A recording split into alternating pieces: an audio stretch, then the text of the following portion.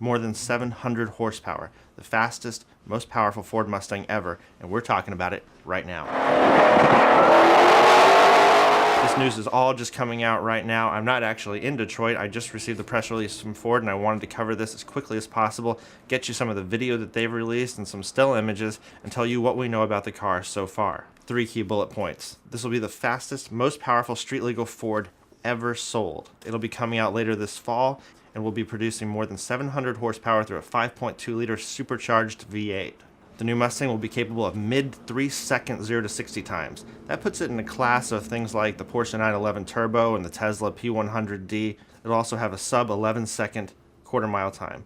Maybe not quite as fast as the Demon, but you won't need a parachute either.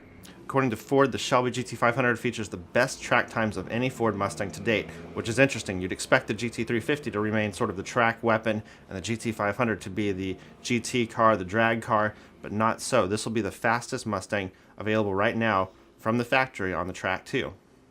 This car will feature the best cornering and the largest brakes of any domestic sports coupe, thanks to the tech transfer from the Ford GT and Mustang GT4 racing programs. This includes a segment-first dual-clutch transmission. This is the first time we've seen a dual-clutch transmission in Mustang. Now, personally, I find manual transmissions more engaging. From a driving experience standpoint, they certainly are. But there's no question that dual-clutch transmissions are the future when it comes to pure performance.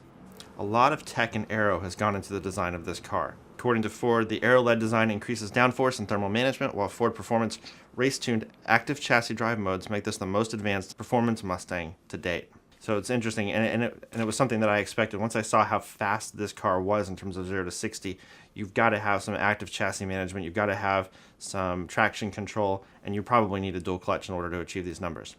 All right, thank you so much everyone for watching. If you're new here, please consider subscribing. This channel is all about sports cars, usually European sports cars, but I have a big soft spot for the Ford Mustang. I've owned 3 of them in the past. I'm certain to own another one in the future, maybe one of these GT500s. If you like sports car content, what it's really like to own sports cars like my Lotus Elise, please consider subscribing. We'd love to have you here on the channel. And thank you for watching.